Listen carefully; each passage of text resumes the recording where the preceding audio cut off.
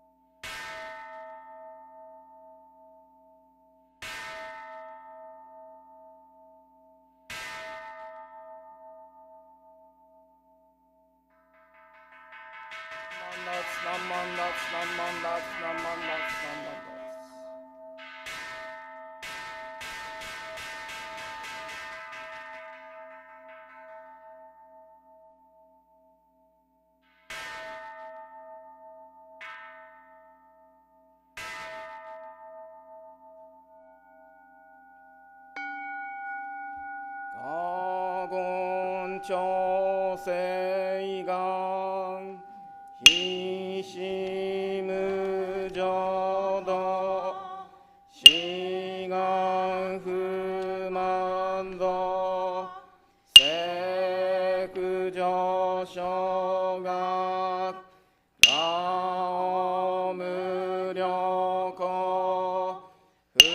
후이다이세슈 후사이쇼빙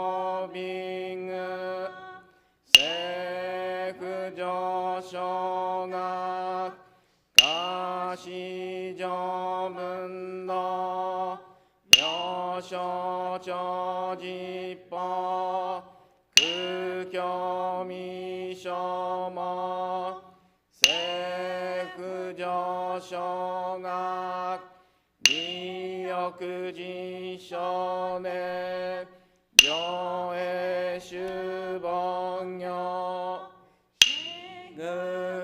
시금무저도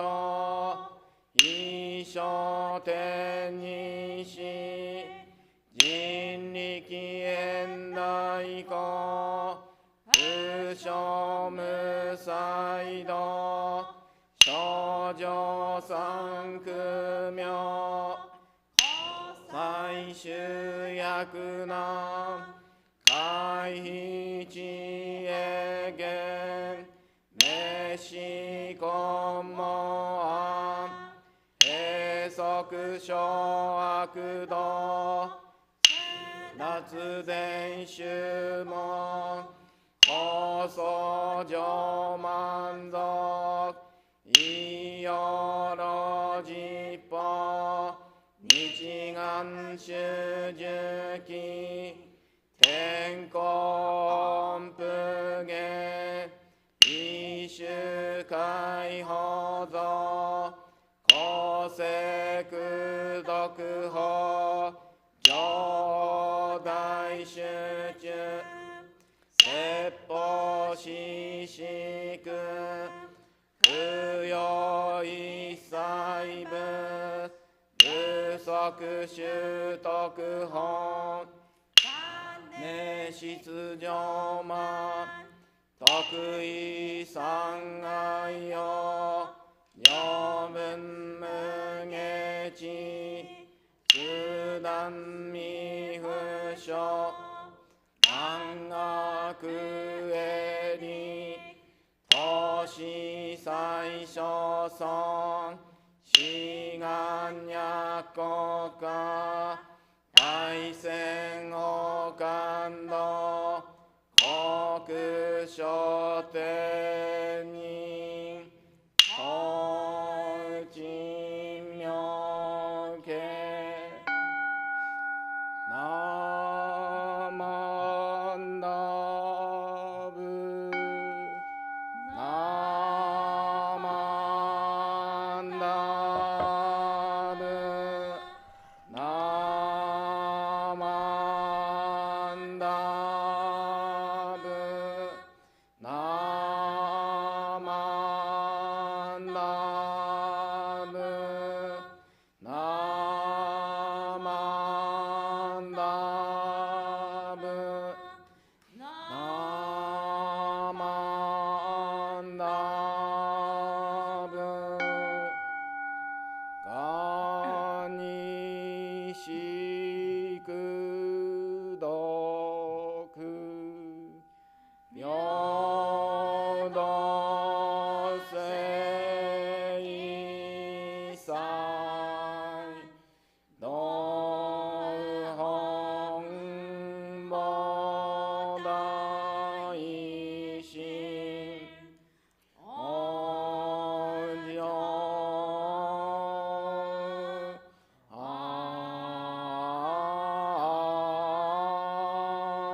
楽国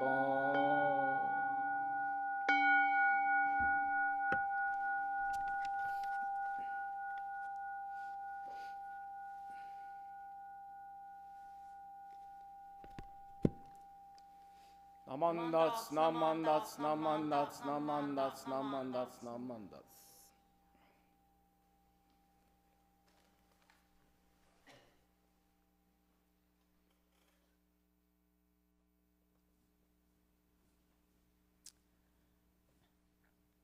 We will now have the reading of Three Treasures and Sankyemon.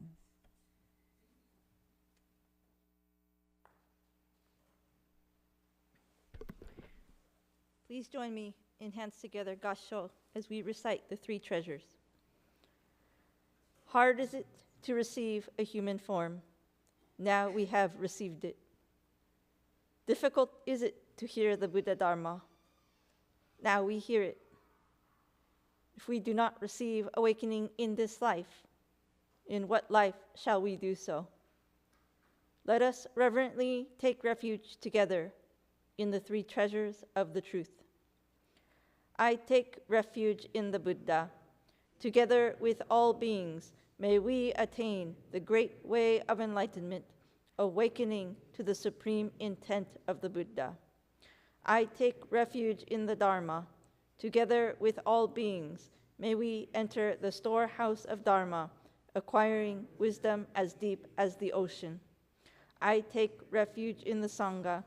Together with all beings, may we become united at the great assembly, being free of all bondage. Hard is it to encounter the supreme, profound, and wondrous Dharma, even in 100,000 million kalpas. Now we are able to hear and receive it. Let us thoroughly understand the true intent of the Tathagata. Sankyemon. Ninjin ukegatashi imasure uku. Buppo kikigatashi imasure ni kiku. Konomi konjo ni mukatte dosezunba. さらにいずれの章に向かってかこの身をどせん。大衆もろともに指針に参謀に消えし立て祭るべし。自ら仏に消えし立て祭る。まさに願わくは衆生とともに大道を体現して無常よお子さん。自ら法に消えし立て祭る。まさに願わくは衆生とともに深く共造に入りて知恵海のごとくならん。自ら僧に消えし立て祭る。まさに願わくは衆生とともに大衆を通りして一切無下ならん。無常人人未明の法は、百千万語にもあようことかたし、我今検問し従事することへたり、願わくは如来の真実義を下し立て祭らん。ナモアミダ仏、ナマンダ仏、ナマンダ仏、ナマンダ仏、ナマンダ仏、ナマンダ仏、ナマンダ仏。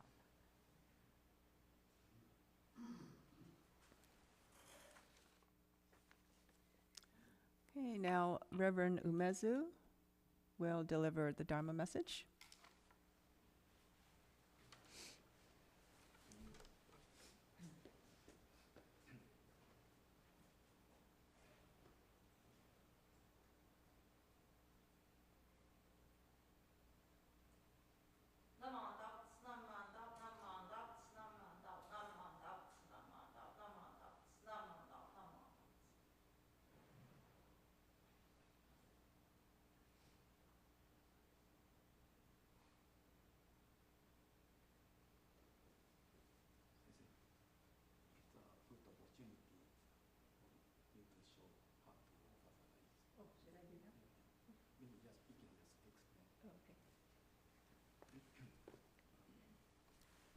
Good morning, everybody. I want to apologize to everybody that this morning my mind was so busy with other things that I forgot to offer the rice to the Buddha. So before Dharma message, I'm going to bring the rice out to offer to Buddha. Thank you for your patience.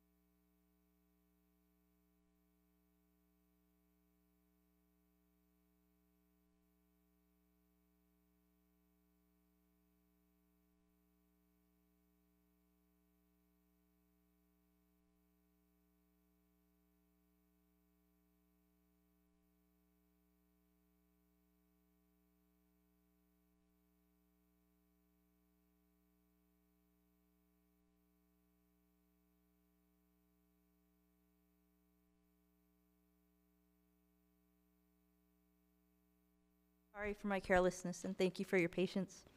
I invite you to please join me with hands together as I read a passage written by Venerable Shinran.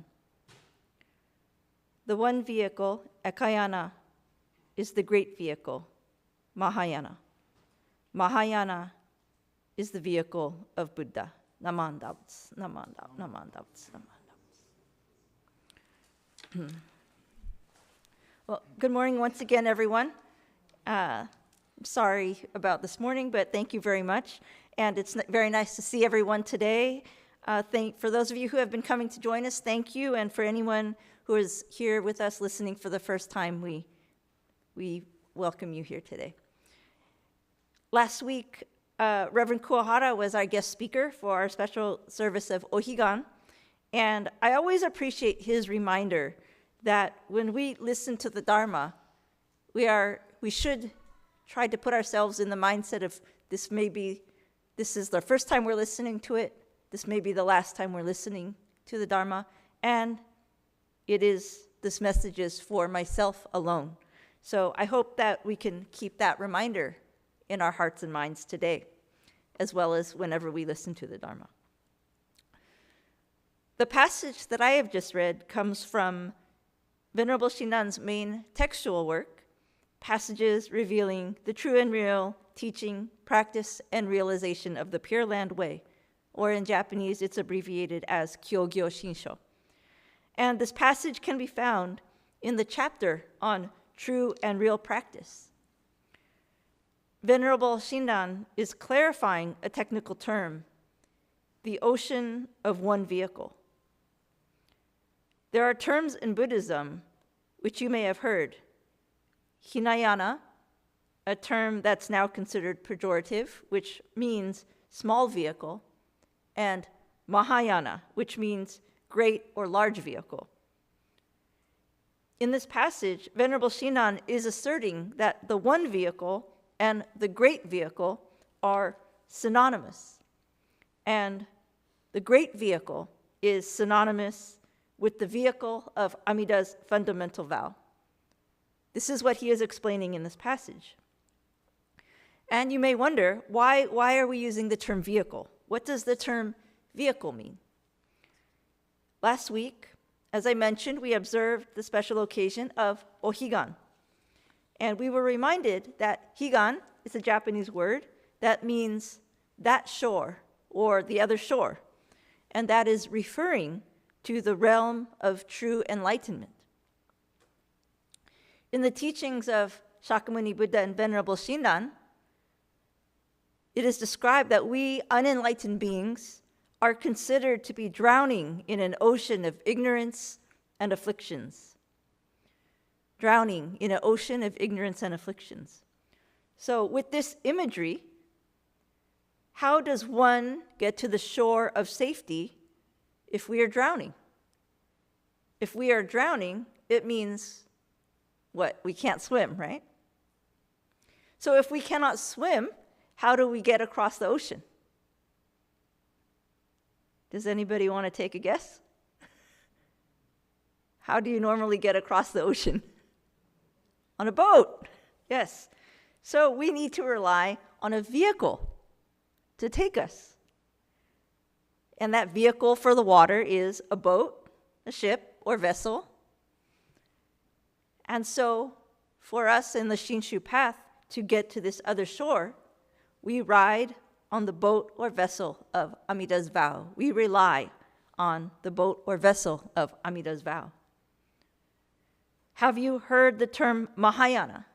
Has anyone not heard the term Mahayana? Oh, I don't want to call anyone out, it's okay. So you may have heard this term in reference to the different types of schools of Buddhism. These days, I think there are three main branches of schools that are generally recognized. Theravada, Vajrayana, and Mahayana. So our school, Jodo Shinshu, belongs to the Mahayana branch. And as I stated, Mahayana literally means great or large vehicle. Maha means great, yana means vehicle. So why do you think that Mahayana, why do you think this vehicle is called great or large? It is because of its emphasis of liberating all beings without exception from this realm of suffering. So not just the self, but all beings. In other words, this school, this branch, recognizes that all unenlightened beings, the self and all others without exception, are suffering from ignorance, cravings, and three poisons. And at the same time, we recognize that the self and all others without exception have the potential to cross this ocean and become Buddha. In other words, This vehicle wishes to save all beings from their pain caused from ignorance and cravings. This is why it is called great or large. It is encompassing all beings. How about this term, one vehicle, ekayana? I would like to ask you, what do you think one means in Buddhism? Any guesses?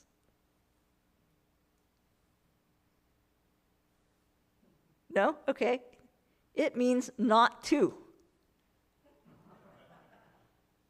Not two, or not three, or any other further division.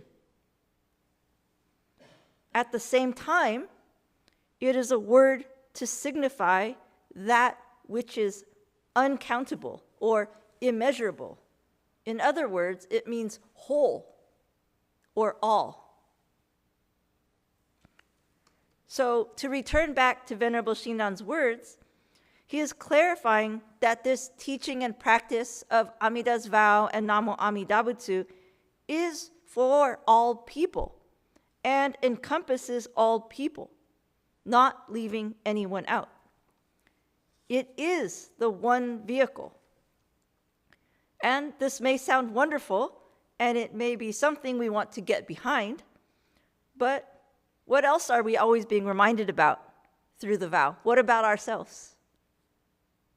That I know you all know the answer. I'm trying to make this interactive to make you all awake. That I'm unenlightened. So I have my own dualistic way of viewing the world.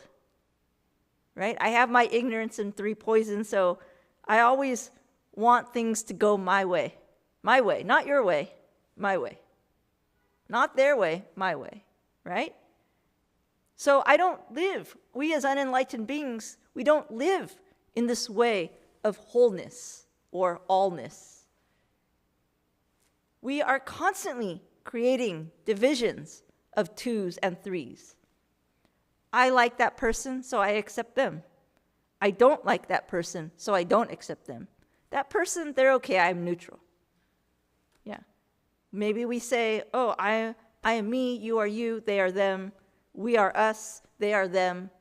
But we don't stop with just separating us, but we end up making it me versus you, us versus them. And we are not understanding that we are truly, in the really large picture, not separate from each other. So I would like to share with you a famous Buddhist story about the two-headed bird called the gumyo bird. Gumyo bird. It means, the Chinese characters mean together and living. So this bird is a gumyo bird. It's a mythical bird that has two heads and one body. So it is said that a long time ago in a faraway land, there lived this bird called the gumyo bird that is known for its beautiful singing voice, but also it is known for having its two heads connected to one body by long necks. And each head has its own personality and its own name. Today's story is about a gumyo bird whose heads' names were Garuda and Upagaruda.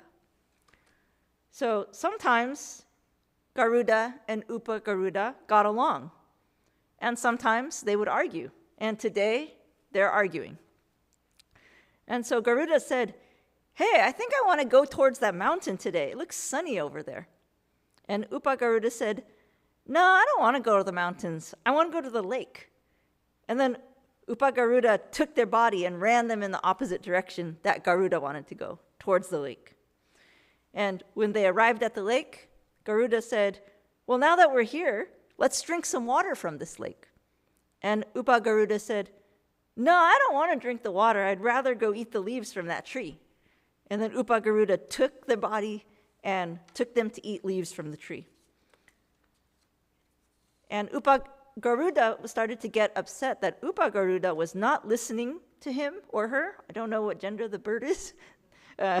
They were not listening, and they were not agreeing to anything that they wanted. So Garuda started to think, I think my life would be so much easier if I could live separately from Upagaruda. I think it would be so much easier if Upagaruda was not here.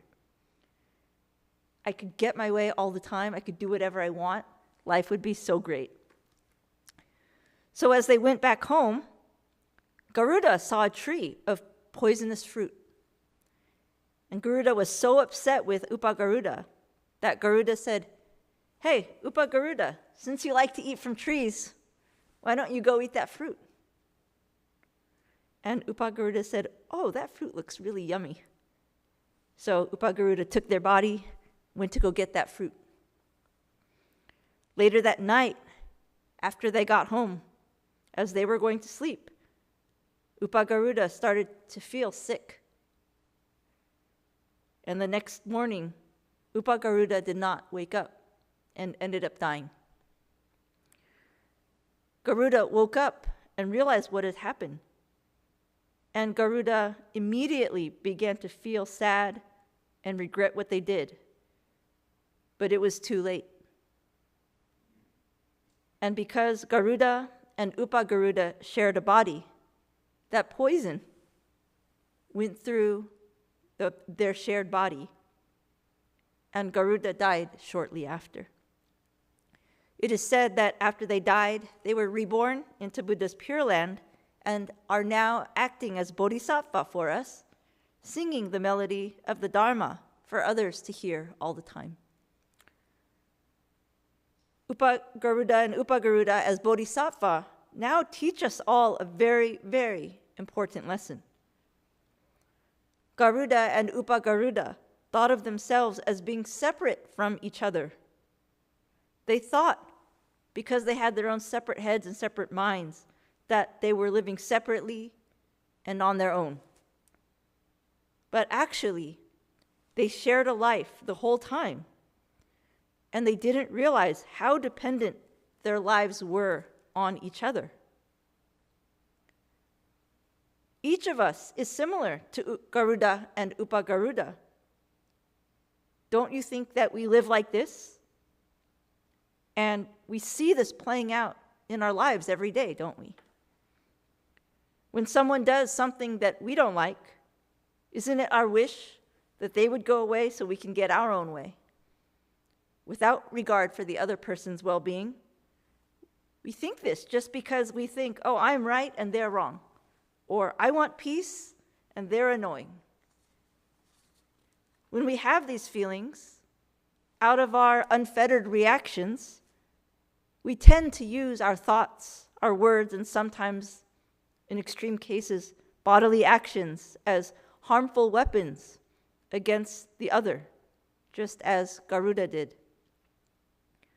Because of our ignorance, even though we may think we are helping ourselves or making our own situation better through creating an opponent out of the other, I think what we are actually doing, as the saying goes, is shooting ourselves in the foot. We might not share physical bodies with other people, but Shakyamuni Buddha taught that we share our lives with others, and we equally rely on all others to live. What we do in our lives is not only limited to ourselves and affecting only ourselves, but it affects others around us as well, and vice versa. Shakyamuni Buddha taught, and Venerable Shinran reiterated, from an inconceivable beginning comes the wandering on, samsara. A beginning point is not discernible, though beings hindered by ignorance and fettered by craving are transmigrating and wandering on. A being who has not been your mother at one time in the past is not easy to find. A being who has not been your father, your brother, your sister, your son, your daughter at one time in the past is not easy to find. This is the quote from Shakyamuni Buddha, and these words can also be found in the writings of Venerable Shinran. In other words, there is no clear-cut division amongst all of us in the way that we might perceive, in the way we might wrongly perceive. But really, from the eyes of truth reality, we are part of one immeasurable life, going back to the inconceivable past in which we all experience ignorance and craving, which make it very difficult for us to understand this truth. Because of this, we are strenuously being urged to listen to and receive the Buddha Dharma of the one vehicle, Amida's vow, to wake us up to this true reality. This wisdom is compassionately being directed to us because from the eyes of Buddha, there is a profound sadness that we live this way and treat each other this way. Buddha wishes for us to receive this wisdom so that our hearts and minds can marinate in it and slowly begin to wake up and reflect. How am I treating others in my life? How am I treating those I disagree with? Am I treating them like they are a completely other person, or as someone who is in the same boat as me, wishing to find a way to overcome difficulties in life? From the Buddha's side, Buddha sees us all in the same boat. And Buddha, because of that, Buddha is not discriminating against anyone or ranking anyone as better or worse, winner or loser, beautiful or ugly, etc. It is the Buddha's aspiration that we can all receive this wisdom so that we can start to live in alignment with this truth too.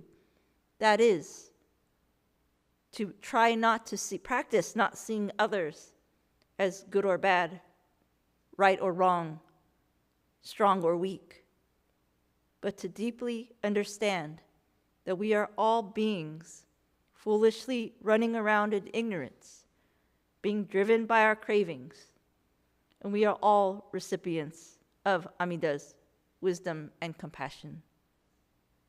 Because at the end of the day, no matter what we may think of others, no matter what our personal opinions and feelings may be, we are all together, without exception, in the same boat. Thank you very much for allowing me to share my appreciation of Nembutsu teaching with you today. I hope that we can all continue to reflect on the meaning of Amida's vow and allow the wisdom and compassion of Tathagata to permeate our hearts and minds, giving us a strong, unwavering foundation on which to live our lives each and every day. I would now like to conclude my message by reading a letter written by Master Renyo. I invite you to put your hands together or bow your heads. Lay people in the latter age who lack wisdom should deeply rely on Amida Buddha with singleness of heart, entrusting themselves to the Buddha single-mindedly and unwaveringly for their emancipation, without turning their thoughts to other matters. However deep and heavy their evil karma may be, Amida Tathagata unfailingly saves them. This is the essence of the 18th vow that assures our birth in the Pure Land through the Nembutsu. Once our heart is thus settled, we should say the Nembutsu, whether awake or asleep, for as long as we live. Humbly and respectfully. Mandai muchi no zaike shinjun no nanyo tarang tomogara wa kokoro itotsu ni shite Amida Buddha fukaku tanomi mairasete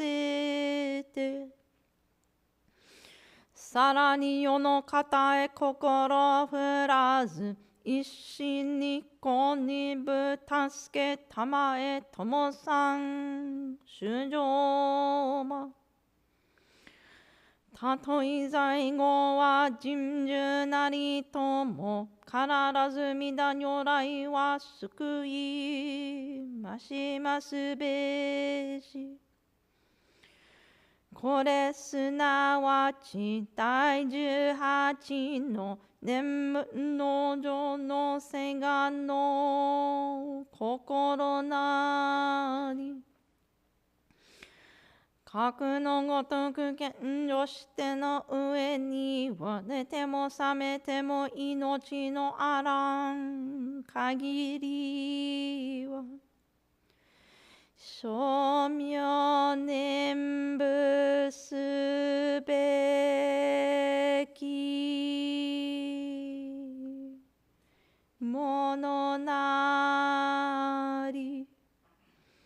あなかしこあなかしこ。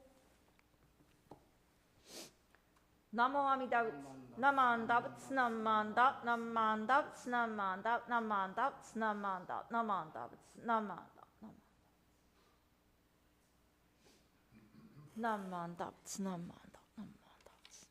Thank you for your Dharma message this morning, Sensei.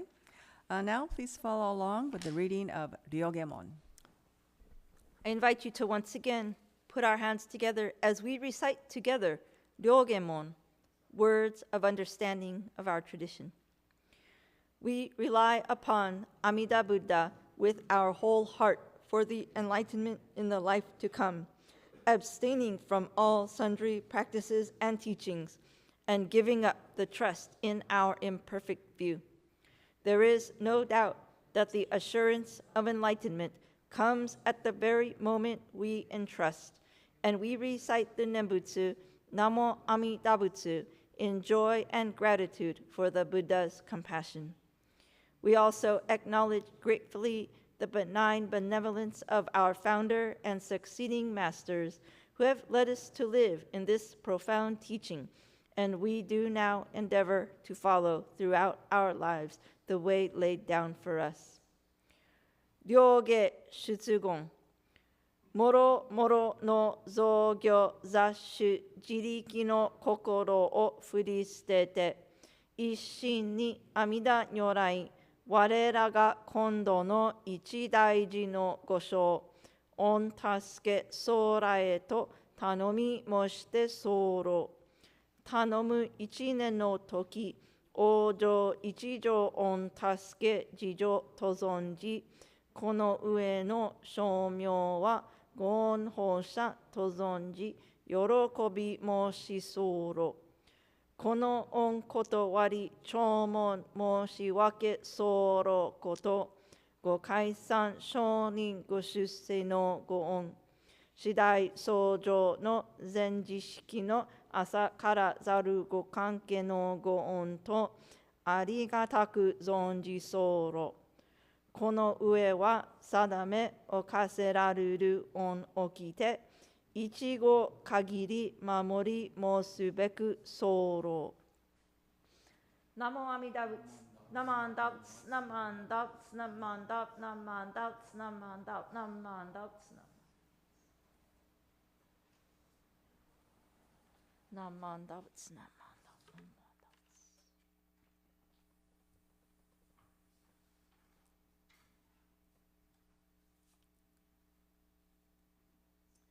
Okay, now it's time for announcements. Next month, on October the 12th at 10 o'clock, we will be having our Lady Eshini and Lady Kakushini Memorial Service. And our guest speaker will be Reverend George Matsubayashi, who's the Minister Emeritus of Buddhist Churches of America. Now, we have several study sessions to offer.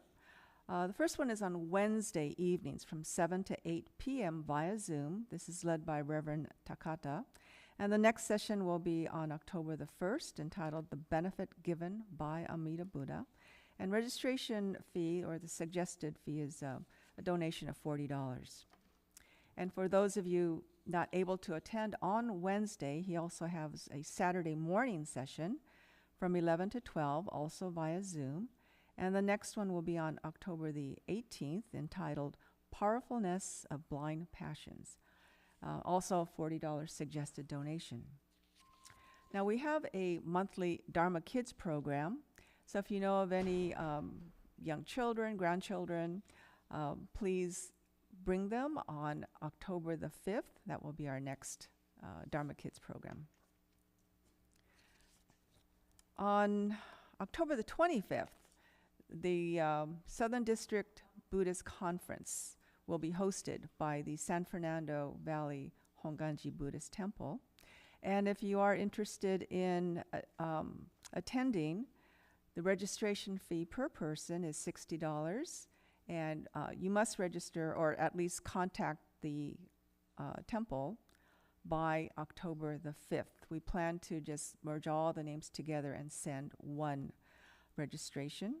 If you're late, if it's after that, it's $80 a person, so it goes up by $20. And the guest speaker is Reverend Henry Adams of the San Mateo Buddhist Temple. Now, every third Friday of the month, we have bingo at the temple, which starts at 7 o'clock. We hold it in our social hall. We have light snacks, a lot of free parking. It's all cash prizes, and it's a lot of fun. So if you're able to, please join us. And then finally, we have a couple of items that we do sell here at the temple to show your support. First is our temple t-shirt, and it has our logo on the back, the front WLBT. Two styles, we have crew neck and V-neck, $20 per person, or per t-shirt. And then we also have a happy. This is what it looks like. This also has our temple logo. And then in the front, in Japanese, it'll say the West LA Buddhist Temple. So for members, these are $80 each. For non-members, $95 each. I do want to mention that if you have nothing to do after the service, we are having our matinee at the temple. And today we're showing a film called Rashomon. So with that, that will conclude our service for today. Thank you very much for coming. And Sensei? Would you please join me in that show? Namo Amida Butsu, Naman Datsu, Naman Datsu, Naman Datsu, Naman Datsu. Please offer the incense.